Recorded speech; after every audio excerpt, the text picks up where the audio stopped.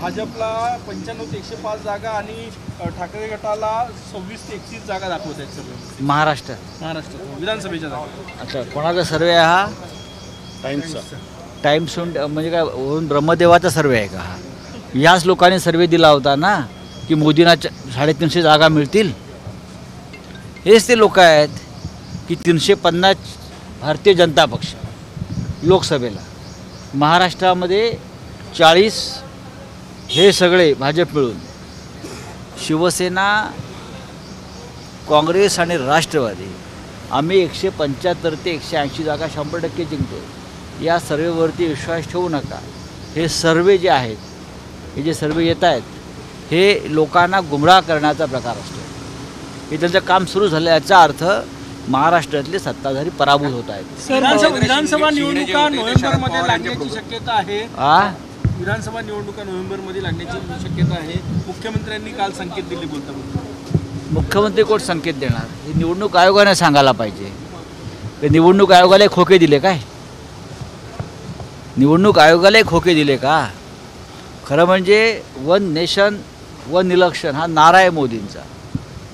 हरियाणा, झारखंड, महाराष्ट्र, जम्मू काश्मीर या 4 राज्यांच्या निवडणुका एकत्रच व्हायला पाहिजे होत्या, त्यांनी घेतल्या नाहीत। महाराष्ट्र, झारखंड त्यांनी दूर ठेवलं, कारण त्यांना झारखंडमध्ये गडबड करायची निवडणुकीपूर्वी।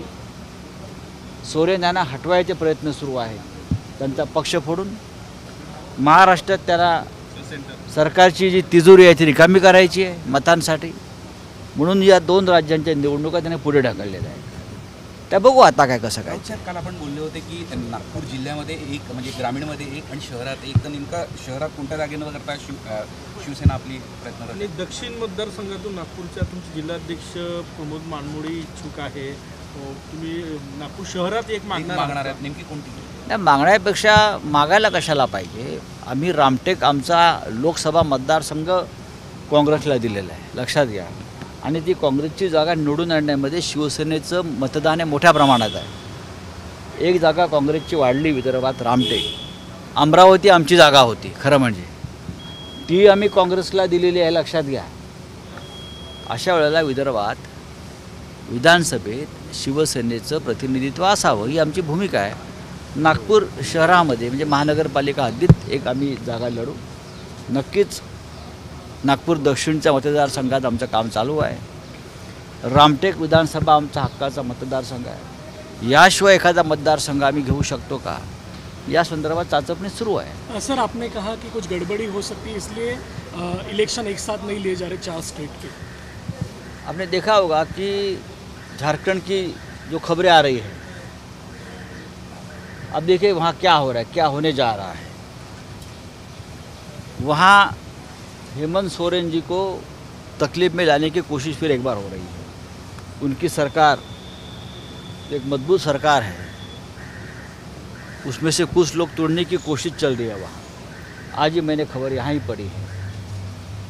इसलिए चुनाव अगर घोषित करते तो आचार संहिता यानी कोड ऑफ कंडक्ट लग जाता है।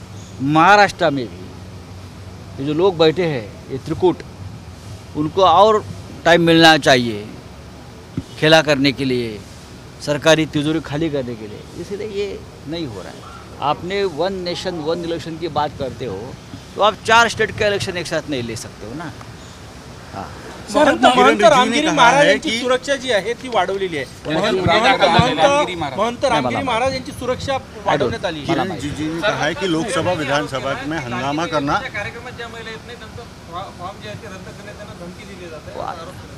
आरोप नाही, सत्यच आहे, हे सत्यच आहे। जर तुम्ही त्या कार्यक्रमाला आला नाही तर त्यांना धमक्या दिल्या जात आहेत महिलांना।